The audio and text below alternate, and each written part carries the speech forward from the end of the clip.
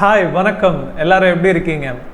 ரொம்ப நாள் ஆச்சுல நம்ம எல்லாரும் சந்திச்சு உங்களுக்காக சூப்பரான ஒரு ப்ரோக்ராம் ரெடி பண்ணியிருக்கோம். இது ஒரு வீடியோ சீரீஸ் மாதிரி தொடர்ந்து வந்துக்கிட்டே இருக்க போகுது. ஸோ நீங்கள் வீட்டில் இருந்தே நிறைய விஷயங்கள் இன்ட்ரெஸ்டிங்காக கற்றுக்க போகிறீங்க. ஸோ வாங்க நம்ம என்ன கற்றுக்க போகிறோம்னு பார்க்கலாம்.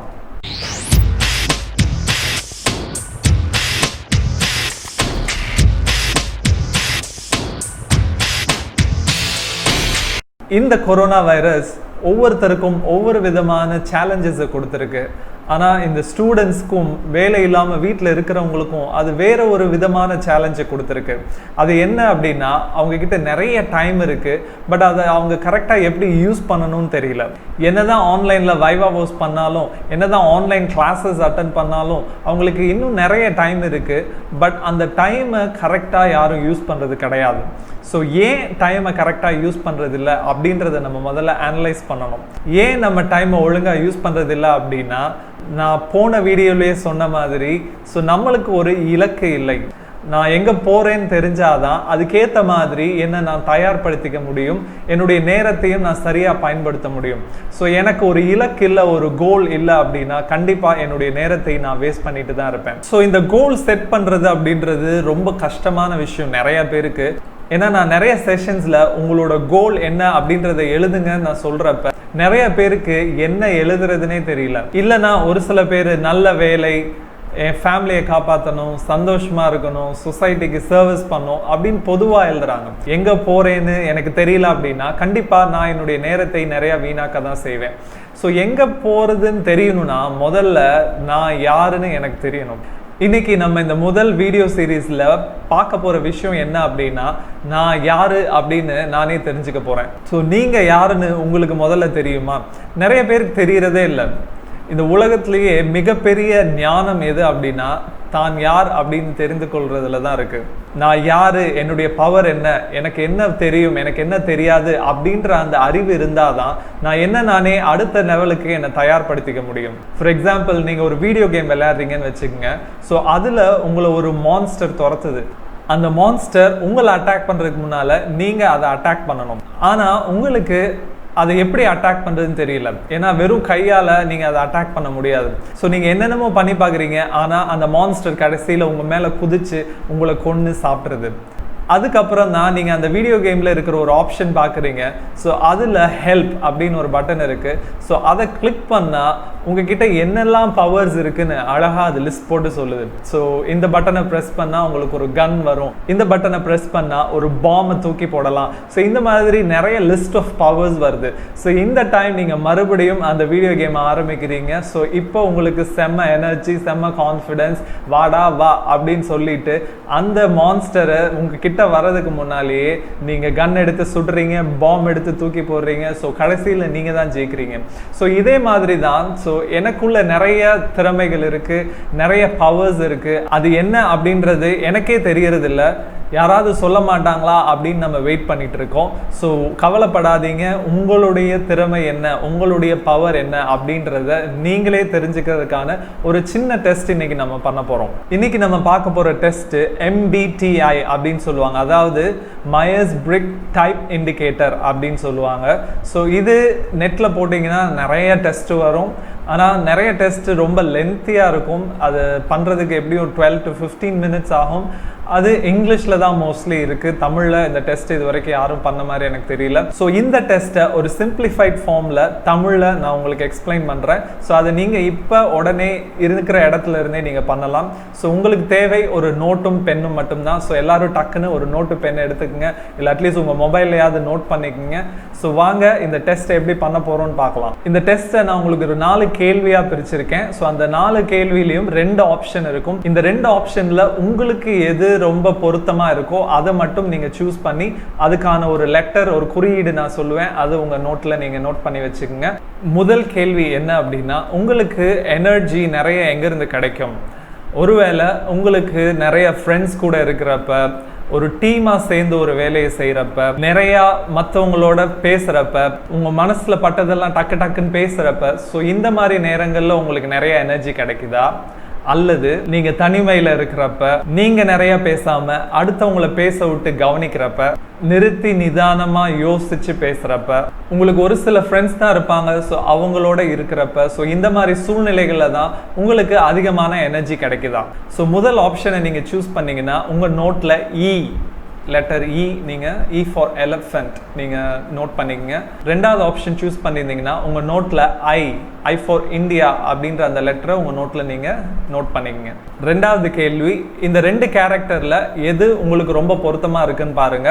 ஸோ முதல் கேரக்டர், உங்களுடைய 5 அறிவுகளையும் எப்பயுமே நீங்க யூஸ் பண்ணுவீங்க. அதாவது கண்ணால பார்க்கறதையும் காதால கேட்கறதையும், அந்த மாதிரி உங்களுடைய 5 சென்சஸ் சொல்றதை தான் நீங்க மோஸ்ட்லி நம்புவீங்க. ரொம்ப டீடைல் ஓரியன்டா, அதாவது ஒவ்வொரு விஷயத்தையும் பகுத்து ஆராயிற ஒரு நபரா இருக்கீங்களா? இப்ப நடக்கிற அந்த விஷயத்தை நீங்க ஃபோக்கஸ் பண்ணக்கூடிய ஒரு நபரா? எந்த ஒரு விஷயத்தையும் அதை பிராக்டிக்கலா பண்ணாதான் உங்களுக்கு புரியும் இல்ல பிடிக்குமா? நீங்க எது பேசினாலும் பண்ணாலும் அது கரெக்டா அக்யூரேட்டா இருக்கணும்னு நினைப்பீங்களா? ஆல்ரெடி எல்லாரும் என்ன பண்ணிருக்காங்களோ அதை பண்ணணும்னு நினைக்கக்கூடிய ஒரு நபரா? ஸோ இதெல்லாம் சேர்த்து ஒரு கேரக்டர். ரெண்டாவது கேரக்டர், நீங்கள் உங்களுடைய 6வது அறிவை யூஸ் பண்ணுவீங்க. அதாவது உங்களுடைய உள்ளுணர்வை நீங்க ரொம்ப நம்புவீங்க. எந்த ஒரு விஷயத்தையும் ரொம்ப டீடைல்டா யோசிக்காம, ஆனா அது உங்க மைண்ட்ல ஒரு பெரிய பிக்சரா நீங்க யோசிச்சு வச்சிருப்பீங்க. உங்களுக்கு தியரிஸ் ரொம்ப பிடிக்கும், உங்களுக்கு கனவு காண்றது அப்படின்னா ரொம்ப பிடிக்கும், நீங்க ரொம்ப கிரியேட்டிவா இருப்பீங்க, புதுசா ஏதாவது பண்ணணும் அப்படின்னு ஆசைப்படுவீங்க, பண்ணுவீங்க. ஸோ இது ரெண்டாவது கேரக்டர். நீங்க முதல் கேரக்டரா இருந்தீங்கன்னா உங்க நோட்ல எஸ், அதாவது எஸ் ஃபார் சாம் அந்த லெட்டரை நீங்க நோட் பண்ணிக்கங்க. நீங்க ரெண்டாவது கேரக்டரா இருந்தீங்க அப்படின்னா என் ஃபார் நான்சி உங்க நோட்ல நீங்க நோட் பண்ணீங்க. மூணாவது கேள்வி, நீங்க எப்படி பொதுவா யோசிப்பீங்க? ஒரு வேலையை தேர்ந்தெடுக்கும் போதோ, ஒரு கோர்ஸை தேர்ந்தெடுக்கும் போதோ, இல்லை எந்த ஒரு விஷயத்தையும் நீங்க முடிவெடுக்கும் போது எப்படி யோசிக்கிறீங்க? ஸோ முதல் நபர் ரொம்ப லாஜிக்கலா யோசிக்கக்கூடிய ஒரு நபரா இருப்பாங்க. ஒரு விஷயத்தை முடிவு பண்ண நிறைய ஃபேக்ட்ஸ், அதாவது ஆதாரங்கள் உங்களுக்கு தேவைப்படும். எல்லாரையும் ஒரே தராசுல வச்சு நீங்க யோசிச்சு முடிவு பண்ணுவீங்க. இந்த உலகத்தை உங்களை சுத்தி நடக்கிறத நீங்க விவரிக்கிறப்ப ரொம்ப சயின்டிஃபிக்கா சொல்லுவீங்க. அடுத்த நபர் எப்படின்னா, உங்க மூளையை நம்ப மாட்டீங்க, உங்க மனசு என்ன சொல்லுதோ அதை தான் நம்புவீங்க. லாஜிக்கை பேஸ் பண்ணி முடிவு பண்ணாம உங்களுக்கு இருக்கிற வேல்யூஸை பேஸ் பண்ணி நீங்க முடிவு பண்ணுவீங்க. மத்தவங்களுடைய எமோஷன்ஸையும் மத்தவங்களுடைய எண்ணங்களையும் உங்களுடைய முடிவுகள்ல நீங்க யோசிச்சு பார்ப்பீங்க. எல்லாரையும் ஒரே மாதிரி நீங்க பார்க்க மாட்டீங்க, அவங்கள சிச்சுவேஷனுக்கு ஏத்த மாதிரி பிரிச்சு நீங்க பார்ப்பீங்க. இந்த உலகத்தை சயின்டிஃபிக்கா நீங்க எக்ஸ்பிளைன் பண்ண மாட்டீங்க, ரொம்ப ஒரு கவிதைத்துவமா ஒரு போயட்டிக்கா நீங்க எக்ஸ்பிளைன் பண்ணுவீங்க. ஸோ இதுதான் அந்த 2 கேரக்டர். இதுல நீங்க முதல் நபரா இருந்தீங்க அப்படின்னா உங்க நோட்ல டி ஃபார் டைகர் அப்படின்னு நீங்க நோட் பண்ணீங்க. நீங்க ரெண்டாவது நபரா இருந்தீங்க அப்படின்னா எஃப் ஆஃப் ஃப்ரீடம் அப்படின்ற லெட்டரை உங்க நோட்ல நீங்க நோட் பண்ணீங்க. நாலாவது கடைசி கேள்வி என்ன அப்படின்னா, ஸோ நீங்க ஒரு இன்டர்வியூக்கு போறீங்க, இல்லை ஒரு முக்கியமான ஏதோ ஒரு ஃபங்க்ஷனுக்கு நிகழ்வுக்கு போறீங்கன்னு வச்சுக்கலாம். ஸோ அதுல நீங்க எப்படி பிஹேவ் பண்ணுவீங்க? ஸோ முதல் நபர் எப்படி இருப்பாங்க அப்படின்னா, எல்லாமே ஆர்கனைஸ்டா ஸ்ட்ரக்சர்டா எல்லாத்தையுமே நீங்க முன்னாலேயே பிளான் பண்ணி வச்சிருப்பீங்க. உங்க ட்ரெஸ் எல்லாம் முன்னாலேயே துவைச்சு அயன் பண்ணி வச்சிருப்பீங்க. நீங்க போக போற வழியை முன்னாலேயே நீங்க தெரிஞ்சு வச்சிருப்பீங்க. என்ன அங்க கொண்டு போகணும் அப்படின்றத ஒரு லிஸ்ட் போட்டு அதெல்லாம் எடுத்து வச்சிருப்பீங்க. நீங்க என்ன பிளான் போட்டீங்களோ அதே படி அப்படியே செய்யணும்னு நினைப்பீங்க. எந்த ஒரு சூழ்நிலையிலும் தப்பு இல்லாம எல்லாத்தையும் உங்க கண்ட்ரோல்ல வச்சுக்கணும்னு நினைப்பீங்க. ரெண்டாவது நபர், நீங்க எதுவுமே பிளான் பண்ணாம அப்படியே போற போக்குல பாத்துக்கலாம் அப்படின்னு நீங்க நினைக்கக்கூடிய ஒரு நபரா இருப்பீங்க. ரொம்ப கேஷுவலா ரிலாக்ஸ்டா எடுத்துக்குவீங்க, ஸ்ட்ரெஸ் ஆக மாட்டீங்க இதை நினைச்சு. கடைசி நேரம் வரைக்கும் நீங்க எந்த ஒரு விஷயத்தையும் மாத்திக்குவீங்க, அதுக்கேற்ற மாதிரி அடாப்டும் ஆயிருவீங்க. ஸோ இதுதான் அந்த 2 நபர்கள். நீங்க முதல் நபரா இருந்தீங்க அப்படின்னா ஜே அப்படின்னு உங்க நோட்ல நோட் பண்ணீங்க, ஜே ஃபார் ஜி. நீங்க ரெண்டாவது நபரா இருந்தீங்கன்னா உங்க நோட்ல பி ஃபார் பேரட் அப்படின்னு நீங்க நோட் பண்ணீங்க. ஸோ எல்லாருக்குமே இப்போ 4 லெட்டர்ஸ் கிடைச்சிருக்கும். ஃபர்ஸ்ட் கேள்விக்கு இ அல்லது ஐ கிடைச்சிருக்கும், ரெண்டாவது கேள்விக்கு எஸ் அல்லது என் கிடைச்சிருக்கும், மூணாவது கேள்விக்கு டி அல்லது எஃப் கிடைச்சிருக்கும், நாலாவது கேள்விக்கு ஜே அல்லது பி கிடைச்சிருக்கும். இந்த மாதிரி 16 விதமான பர்சனாலிட்டிஸ் இருக்கு அப்படின்னு மயர்ஸ் அண்ட் பிரிக்ஸ் கண்டுபிடிச்சிருக்காங்க. அந்த 16 விதமான பர்சனாலிட்டிக்கும் 16 விதமான கேரக்டரிஸ்டிக்ஸ் இருக்கு அப்படின்றதையும் டிஃபைன் பண்ணியிருக்காங்க. ஸோ நீங்க இந்த 16 பர்சனாலிட்டியில எந்த பர்சனாலிட்டின்னு தெரிஞ்சுக்கிட்டீங்கன்னா நீங்க இன்னும் உங்களை பத்தி பெட்டரா தெரிஞ்சுக்கலாம். நீங்க என்ன மாதிரியான வேலைக்கு போகலாம், நீங்க எதுல சக்சஸ்ஃபுல்லா இருப்பீங்க அப்படின்றது முதற்கொண்டு நீங்க இந்த டெஸ்ட்ல கண்டுபிடிக்கலாம். ஸோ இந்த 16 பர்சனாலிட்டியும் நான் இப்போ எக்ஸ்பிளைன் பண்ண போறது இல்லை. ஸோ நான் சொன்ன மாதிரி இது தொடர்ந்து நிறைய வீடியோஸாக வரப்போகுது. ஸோ நான் அடுத்த வீடியோவில் இந்த ஒவ்வொரு பர்சனாலிட்டியும் எக்ஸ்பிளைன் பண்ணுறேன். அதுக்கு முன்னால் உங்களுக்கு என்ன பர்சனாலிட்டி வந்திருக்கோ அந்த 4 லெட்டர்ஸையும் சேர்த்து நீங்கள் எங்களுக்கு வாட்ஸ்அப்பில் அனுப்பணும். தெரிகிற இந்த நம்பரில் நீங்கள் அனுப்பணும். எதெல்லாம் நீங்கள் அனுப்புகிறீங்களோ அதை பற்றி தான் நான் அடுத்த என்னோட வீடியோவில் எக்ஸ்பிளைன் பண்ண போகிறேன். நீங்களும் நெட்டில் போய் டைரெக்டாக சர்ச் பண்ணி பார்க்கலாம். ஸோ அதில் இன்னும் எலாபரேட்டாக கொடுத்துருப்பாங்க. பட் இருந்தாலும் நானும் அதை என்னுடைய அடுத்த வீடியோவில் உங்களுக்கு புரிகிற மாதிரி சிம்பிளாகவும் இன்ட்ரெஸ்டிங்காகவும் சொல்கிறேன்.